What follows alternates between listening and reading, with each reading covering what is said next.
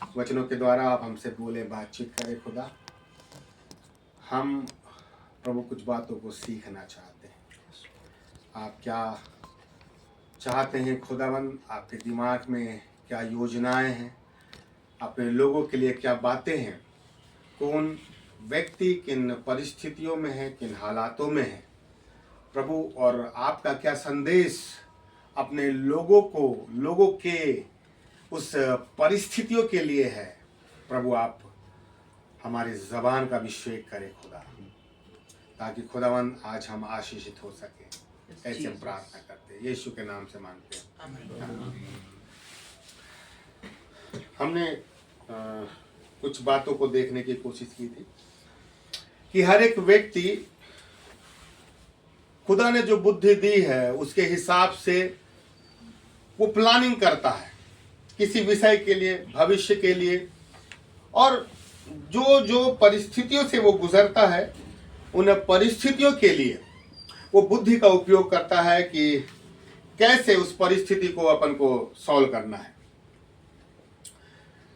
किसी भी कार्य को करने के लिए उसका स्टार्टिंग पॉइंट बहुत मायने रखता है कि हम शुरुआत कैसी कर रहे हैं, क्योंकि हमारा सोचना यह है कि जितनी अच्छी शुरुआत हम करेंगे उतना अच्छा हमें प्रतिफल एंड पॉइंट में मिलेगा। कई बार यह होता है कि शुरुआत बहुत अच्छी होती है लेकिन बीच में लड़खड़ा जाते हैं, और जो प्रतिफल होता है या जीवन का मुकुट होता है या लक्ष्य होता है, हम भटक जाते हैं। और कई बार यह होता है कि शुरुआत उतनी अच्छी नहीं है लेकिन बीच में कहीं ना कहीं पवित्र आत्मा किसी के माध्यम से हमें फिर से बूस्टअप करता है और हम वहीं से शुरुआत करते हैं और एक अच्छे प्रतिफल तक पहुंच जाते हैं। तो शुरुआत चाहे कैसी हुई हो, चाहे अच्छी हो बुरी हो, वो उतनी मायने नहीं रखती जितना मायने ये रखता है कि वो जो अंतिम जो लक्ष्य है, जो प्रतिफल है, वो हमें मिल रहा है या नहीं मिल रहा है। तो हम लोग अपनी प्लानिंग करते हैं।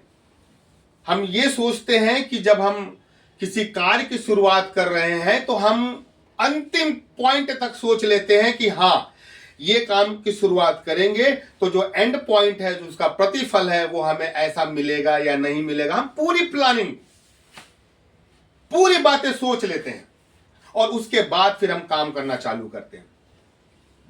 तो जैसे हम एक अच्छी शुरुआत करते हैं अपनी लाइफ की, वैसे ही हमारा खुदा भी हमें एक अच्छी शुरुआत देना मांगता है। और उसके दिमाग में हर एक व्यक्ति के लिए एक अच्छी शुरुआत है। वो चाहता है कि खुदा गोपाल को जब शुरुआत देगा ना, तो ऐसी शुरुआत नहीं देगा कि गोपाल शुरुआत में ही लड़खड़ा जाए और बोले प्रभु मेरे से तो संभल ही नहीं रही चीजें। खुदा किसी व्यक्ति को जब छूता है, किसी व्यक्ति को जब वो अपने धर्म राज्य में इस्तेमाल करना मांगता है ना, उसको बहुत अच्छी शुरुआत देता है। अगर यिर्मयाह के जीवन में आए, अभी यह पैदा नहीं हुआ है, लेकिन खुदा यिर्मयाह को बोलता है कि मां के गर्भ में उत्पन्न होने से पहले मैंने तुझ पर चित्त लगाया, तुझे जातियों का भविष्यद्वक्ता ठहराया। मां के गर्भ में ही। अब यिर्मयाह को खुदा क्या गजब की शुरुआत दे रहा है। इतनी अच्छी शुरुआत कि तुझे मैं जातियों का भविष्यद्वक्ता बनाऊंगा। कितनी अच्छी शुरुआत है आत्मिक रीति से। वैसे ही खुदा हमें भी ना एक अच्छी शुरुआत देता है।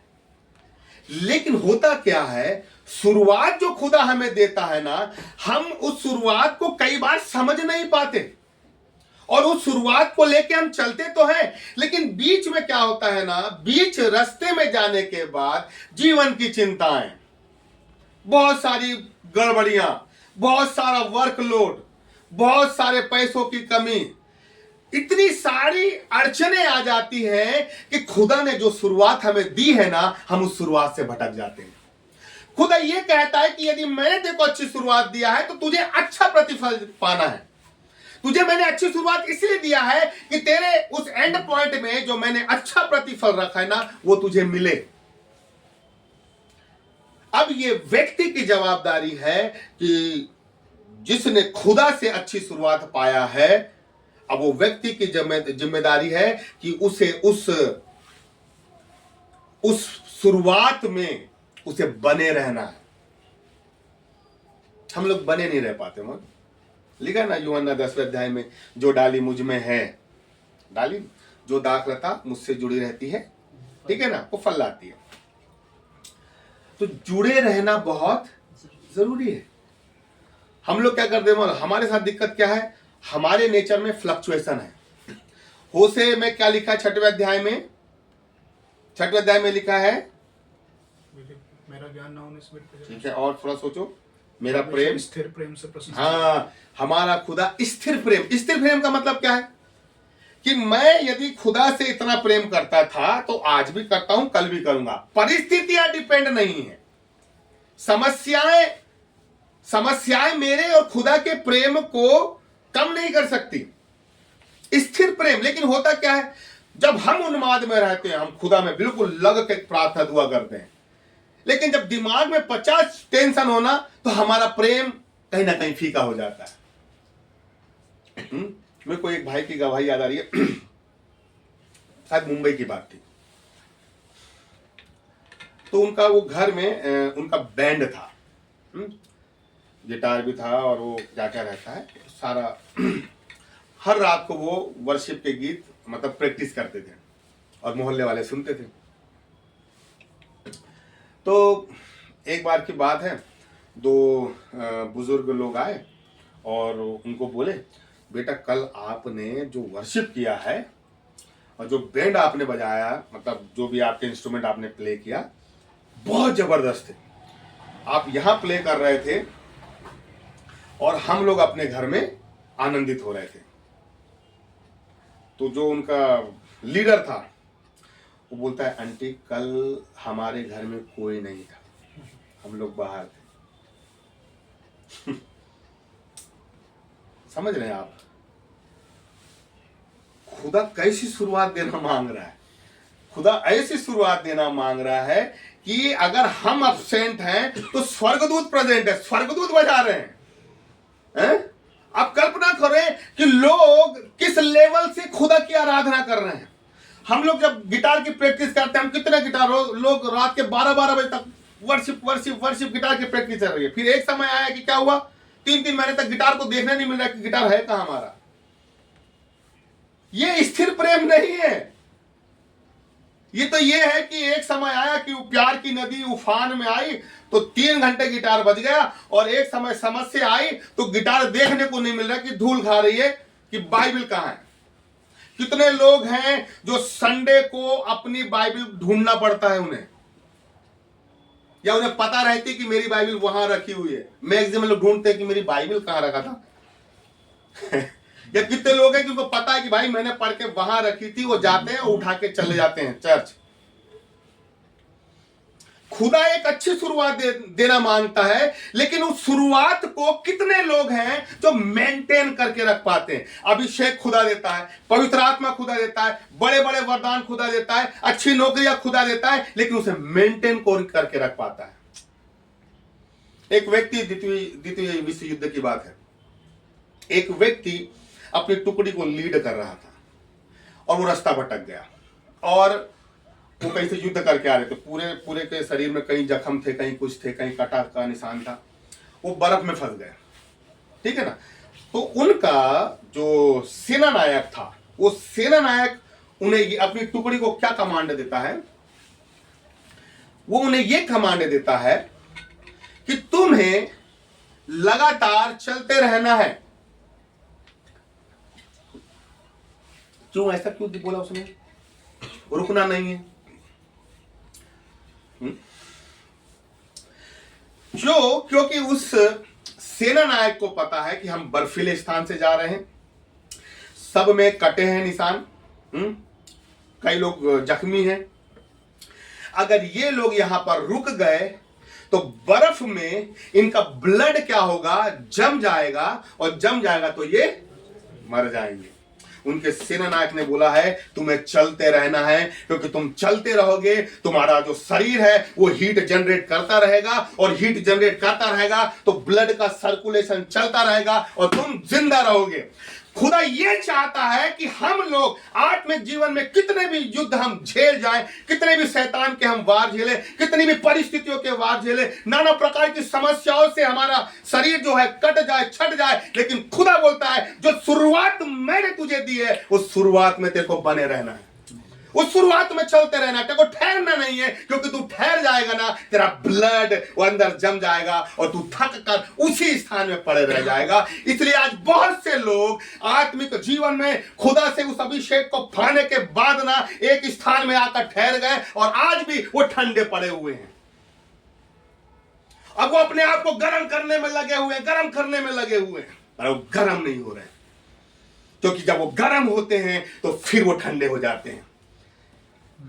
आत्मिक जीवन में लोग आज यही कर रहे हैं, खुदा फिर गर्म करता है वो अपने आप को फिर ठंडा कर देते हैं, खुदा गर्म कर रहा है फिर वो ठंडा कर देते हैं। ये चीज गर्म ठंडा चल रहा है। लेकिन खुदा ये बोल रहा है कि यदि मैं तुम्हें गर्म करूं तो तुम बस चलते चलो, तुम्हें बस चलते चलना है और तुम अपने आप गर्म बने रहोगे। खुदा ने जिस पर्पस के लिए हमें बुलाया है, हम ठंडे रहकर उस लक्ष्य तक नहीं पहुंच सकते।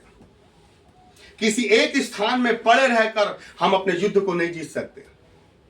हम जीवन की चिंताओं को सोच सोच के मनन कर करके नाना प्रकार की चिंताओं को दिमाग में लाकर हम अपने आत्मिक युद्ध में आगे नहीं बढ़ सकते। समस्या रहेगी, हम जब तक इस शरीर में हैं समस्या आएगी जाएगी, परिस्थितियां आएगी जाएगी, कठिन हालात आएंगे जाएंगे, लेकिन खुदा बोल रहा है तुम्हारा शरीर चाहे कहीं से भी कटा क्यों ना हो, कितने भी हथियारों से तुम्हारा शरीर घायल क्यों ना हुआ हो, लेकिन तुम्हें केवल चलते चलना है। तुम्हारा चलने में ही जीवन छुपा हुआ है, तुम्हारे चलने में ही तुम्हारी जिंदगी छुपी हुई है, तुम्हारे लगातार चलने में ही आत्मा की सामर्थ छुपी हुई है। खुदा कहता है कि भले ही शरीर थक चुका है, खुदा कहता है कि शरीर पूरा छलनी हो चुका है, खुदा कहता है कि ठीक है बहुत सी परिस्थितियों में देखो लग रहा है कि तुझे आराम की जरूरत है, लेकिन खुदा कहता है अभी आराम करने का समय नहीं है। जैसे ही तू इस बर्फीले स्थान से निकल जाएगा तब तू आराम करना। हमें समझ में आने को होना कि कौन सा समय हमारे युद्ध करने का है, या इसको ऐसे समझें कौन सा समय हमारे ठहरने का है, आराम करने का है, और कौन सा समय हमारा लगातार चलने का समय है। देखो आत्मिक जीवन ना मूर्खता से नहीं चल सकते अपन। अगर मूर्ख है ना तो शैतान को मालूम है कि ये कहीं ना कहीं गलती कर देगा, कहीं ना कहीं गड़बड़ कर देगा, और ये खुद ब खुद उस अभिषेक को क्या कर देगा, खो देगा।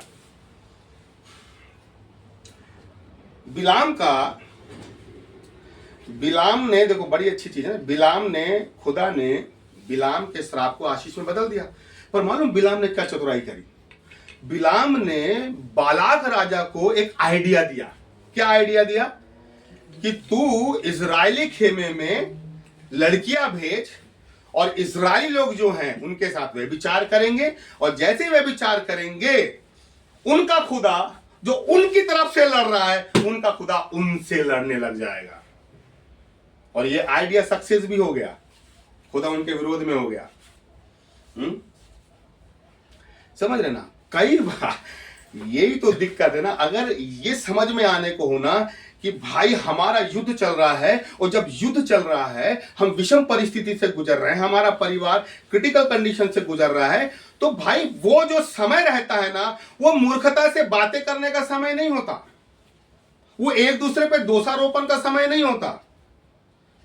वो समय ये होता है कि हमें बड़ी समझदारी बुद्धिमत्ता के साथ उस परिस्थिति से हमें आगे निकल जाना है।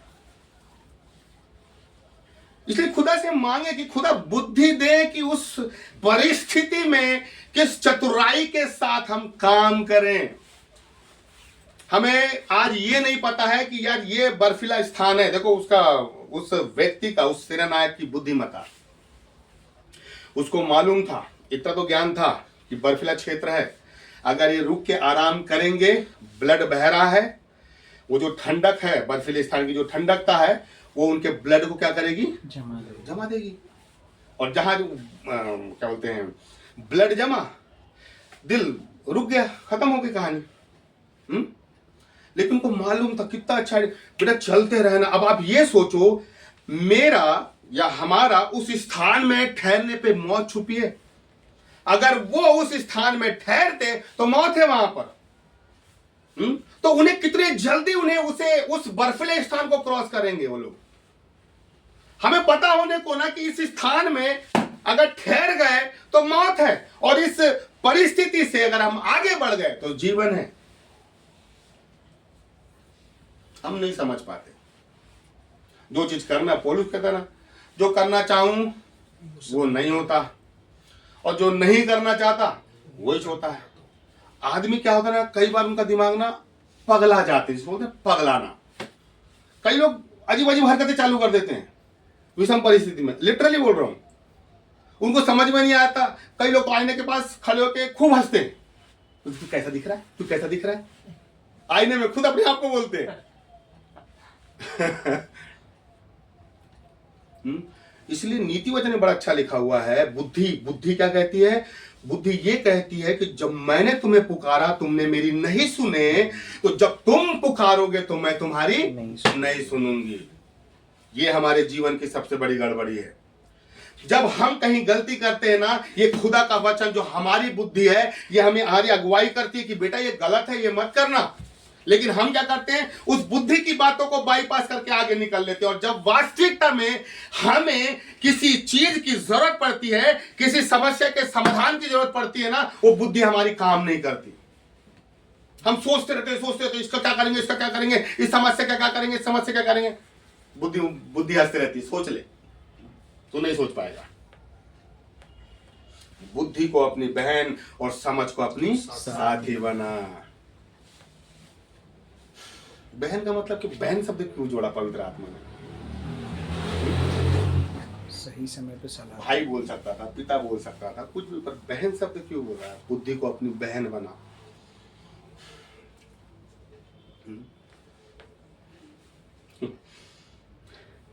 खुदा ये कहता है, इस स्थान से जल्दी से निकलना है। अगर इस स्थान में रहोगे तो क्या होगा, ब्लड जम जाएगा। लेकिन अब इसको थोड़ा ऐसा लेके चले। अब खुदा ने यिर्मयाह को क्या बोला, वो ये बोला, देखिए बड़ी अच्छी चीज लिखा ना, देख मैंने अपने वचन तेरे मुंह में डाले। 7 पद, मत कहे कि मैं लड़का हूं, तो कि जिस किसी के पास मैं तुझे भेजूं वहां तू जाएगा, और जो कुछ मैं तुझे आज्ञा दूं वही तू। अब इस सबसे बड़ी विडंबना है। सबसे बड़ी विडंबना यह है कि खुदा अब यह बोल रहा है यिर्मयाह को कि मैंने अपने वचन तेरे मुंह में डाले हैं। जिसके पास, राजाओं के पास, याजक के पास, लेवियों के पास, बड़े बड़े अधिकारियों के पास मैं तुझे भेजूंगा, और जो मैं तेरे मुंह में डालूंगा वो तुझे बोलना है। अब ये जो दौड़ है ना, देखो दौड़, यिर्मयाह को चुन लिया खुदा ने, वो तो ठीक है, लेकिन अब एंड पॉइंट का जो प्रतिफल है, उस प्रतिफल को पाने के लिए खुदा ने उसको कैसी दौड़ दिया है, मालूम कैसी दौड़ दिया है, कि तुझे जाना है और जो शब्द तेरे मुंह में डाला हूं वो कहना है। ये सबसे कठिन बात है। उसका अभिषेक किस लिए किया है खुदा ने, कि मैं तेरे को राजा की कमी बताऊंगा, तुझे राजा की कमी उसके पास जाके बताना है। मैं याजक की कमी बताऊंगा, तेरे को याजक के पास जाके बताना है। तो आत्मिक जीवन में जो दौड़ है ना हमारी, वो कैसी दौड़ है? हमारी दौड़ प्रार्थनाओं की दौड़ है, चर्च की दौड़ है, वचन पढ़ने की दौड़ है। लगातार हम दौड़ रहे हैं खुदा में, अपने अपने ढंग से हम दौड़ रहे हैं। लेकिन यिर्मयाह को खुदा ने कैसे दौड़ने बोला? उसको ऐसे दौड़ने बोला कि तू जा, तुझे ये कहना पड़ेगा, ये कहना पड़ेगा, फिर तू आ जाएगा, तुझे ये कहना पड़ेगा। कितना कठिन है। लेकिन फिर भी उसका जिस चीज के लिए खुदा ने अभिषेक किया था, यिर्मयाह उसी दौड़ में दौड़ता रहा। जिस अभिषेक के लिए खुदा ने उसको बुलाया था, जिस काम के लिए खुदा ने उसको बुलाया था, वो उसी दौड़ में लगा रहा। और अगर आप आगे देखेंगे तो उसको सूखे दलदल में डाल दिया गया, दिन की एक रोटी मिलती रही, 23 साल तक प्रचार करता रहा। लेकिन जब हम अंतिम चीज देखते हैं कि पूरा यरूशलेम नष्ट किया, केवल यिर्मयाह बचा लिया गया, सब गुलाम बना लिए गए। आज हम जो अपने जीवन में संघर्ष कर रहे हैं ना, अंतिम जो पल है हमारे लिए बड़ा आशीषित है। आज जो खुदा के साथ संघर्ष करेगा वही अंतिम क्षण में खुदा के साथ आनंद की कटनी को काटेगा। जो खुदा के साथ दुख नहीं उठाएगा वो खुदा के साथ आनंदित भी नहीं होगा।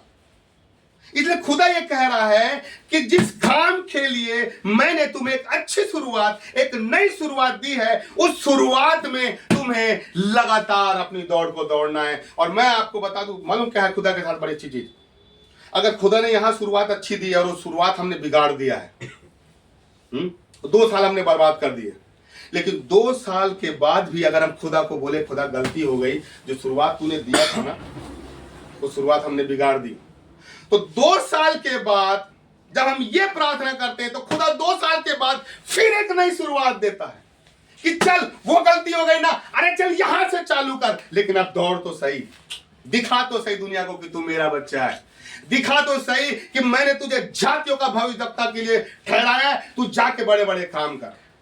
और उसके बाद भी यदि गलती हो गई तो खुदा फिर मौके देता है, फिर एक शुरुआत देता है। हम पाप करते करते थक जाते हैं, गलती करते करते थक जाते हैं, खुदा शुरुआत देते देते नहीं थकता। लेकिन खुदा हम लोगों के लिए यह संदेश दे रहा है कि हमें खुदा ने जो एक आत्मिक एक शुरुआत दी है, जो वरदान दिया है, जो तोड़े दिया है, किसी को प्रार्थना का, किसी को बाइबल पढ़ने का, किसी को दर्शन का, किसी को भविष्यवाणी का, किसी को वर्शिप का, किसी को काउंसलिंग का, खुदा ये कहता है कि उस दौड़ में हमें लगातार आगे बढ़ना है, रुकना नहीं है, बैठना नहीं है, आलसी नहीं होना है, सुस्त नहीं होना है, किसी एक स्थान में पड़े रहकर चिंता नहीं करना है। लेकिन खुदा ने जिस काम के लिए हमें बुलाया है लगातार हमें उस काम में आगे बढ़ते चलना है। आइए हम प्रार्थना करें।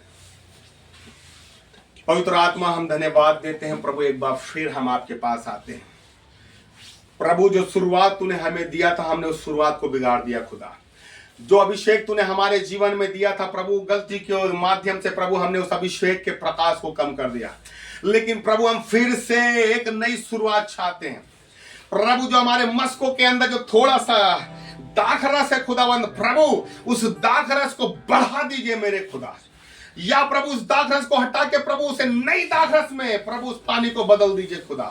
प्रभु अब होने दे खुदा, अब हम ना रुकने पाए प्रभु, अब हम ना ठहरने पाए, अब हम प्रभु सुस्त और आलसियों के ना बैठने लग जाएं प्रभु। अब हम प्रभु दुनियावी चीजों में अपना दिमाग ना लगाने पाए, लेकिन आत्मिक जीवन में प्रभु अब हमें समझ में आ गया कि हमें प्रभु चलते चलना है, क्योंकि प्रभु जितना हम चलेंगे पवित्र आत्मा की आग हमारे जीवन में लगेगी खुदा, और हमारे जीवन से वो सारी बर्फ पिघल जाएगी प्रभु, और हमारे अंदर तेरी आग बनी रहेगी मेरे खुदावंद प्रभु। हमारे अंदर तेरी आग बनी रहे खुदा, हम चलते चले जाएं। फिर से प्रभु हम तमाम लोगों को घुटनों का जीवन दे, फिर से हम लोगों को सामर्थ दे खुदा कि तेरे पास बैठकर प्रभु हम युद्धों को जीत सके, जातियों को बदल सके, पूरे राज्यों को हिला सके, यीशुए प्रार्थनाओं के माध्यम से बड़ी बड़ी गवाहियों को पैदा कर सके मेरे खुदावंद, और तेरे नाम को ऊंचा उठा सके खुदा। ऐसे हम प्रार्थना करते हैं, यीशु के नाम से मांगते हैं, आमीन।